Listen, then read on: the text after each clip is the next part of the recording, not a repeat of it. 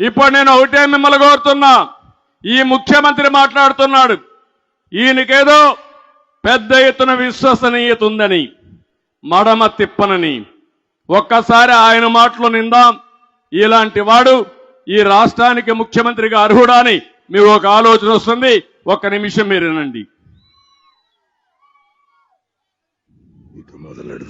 25కి 25 MP స్థానాలు మనమే తెచ్చుకుందాం. ఆ తర్వాత ప్రత్యేక హోదా ఎలా రాకుండా పోతుందో కూడా గట్టిగా చూస్తామని చెప్పి కూడా చెప్పండి. మన ప్రభుత్వంలో పూర్తిగా మద్యాన్ని నిషేధిస్తాం అని చెప్పి గట్టిగా కూడా చెప్తాం. నా సిపిఎస్ మనం అధికారంలోకి వచ్చిన వారంలో చేపించేస్తానన్నా. ప్రతి సంవత్సరం జనవరి 1వ తారీఖున ప్రభుత్వ ఉద్యోగాల భర్తీకి క్యాలెండర్ కూడా విడుదల చేస్తాను అని చెప్పి మీ అందరికీ కూడా హామీ ఇస్తా ఉన్నా. 200 యూనిట్ల వరకు మీకు కరెంటు ఉచితంగా ఇస్తామని చెప్పి మీ అందరికీ కూడా చెప్తా ఉన్నా. ప్రాజెక్టు 2021 జూన్ నాటికి కంప్లీట్ చేస్తాము. ఖరీఫ్ 2022 నాటికి నీళ్లిచ్చే పరిస్థితి తీసుకొని వస్తానని కూడా ఖచ్చితంగా కూడా చెప్తా ఉన్నా. 2023 ఖరీఫ్ కు కల్లా ఈ ప్రాజెక్టు పూర్తి చేస్తామని చెప్పి చెప్తా ఉన్నా. 2025 ఖరీఫ్ కల్లా ఖచ్చితంగా గోదావరి పోలవరం ప్రాజెక్టు పూర్తి చేసి సమగ్ర సప్లాన్ చట్టాన్ని చట్టబద్ధంగా తీసుకొస్తామని చెప్పి హామీ ఇస్తా ఉన్నాము.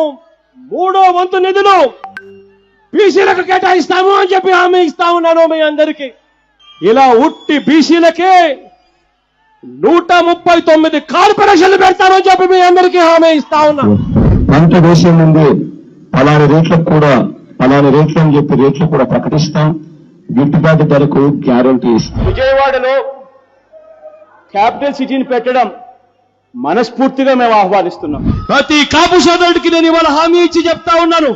చంద్రబాబు నాయుడు గారి 5 సంవత్సరాలలో ఏదైతే కాపు కార్పొరేషన్ కోసం నిధులు ఏదైతే కేటాయించాడో ఆ నిధులకు రెట్టింపు నిధులు కేటాయిస్తాను అని చెప్పి మీ అందరికీ కూడా హామీ ఇస్తా ఉన్నా.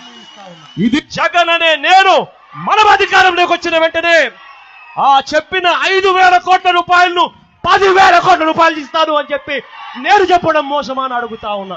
సౌమ్యుడిగా పేరు పొందిన ఎక్స్ ఎంపీని అతి కిరాతకంగా ఇంట్లోకి చొరబడి గొడ్డలి తీసుకుని నరికి అత్యంత దారుణంగా చంపడం అన్నది ఇంతకన్నా దారుణమైన విషయం ఎక్కడా ఉండదు. కరెంటు ఛార్జీలు బాధుడే బాధుడు. 2024 ఎన్నికలు జరిగేసరికి అందరినీ పూర్తిగా తీసేసిన తర్వాత మనం ఓట్లు అడుగుతామని చెప్పి ఏం తమ్ముళ్ళు, విశ్వసనీయతకు చిరునామా ఈ నకిలీ జగన్. విన్నారా మాటలు? చేశాడా పనులు? కాపులకు 10,000 కోట్లు పెట్టాడా?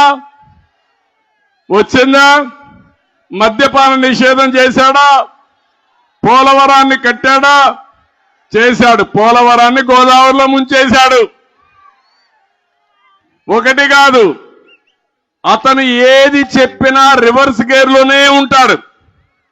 చెప్పేది ఒకటి, చేసేది ఒకటి. వేరే వాళ్ళపైన నేరం వేస్తాడు, ఈయన ఆ నేరం ఈయనే చేస్తాడు. అదే మీరు చూశారు, బాబాయిని చంపి ఆ నేరం మన మీద వేశాడు. ఎలాంటి రకం అంటే చంపి ఆ గొడ్డలే మన చేతిలో ఉన్నట్టు చూపించి మనల్ని పోలీస్ స్టేషన్ తీసుకుపోయి జైల్లో పెట్టి తద్వారా ఈయన రాజకీయం చేయాలనుకుంటున్నాడు. జగన్ నీ పని అయిపోయింది, నిన్ను అర్థం చేసుకున్నారు.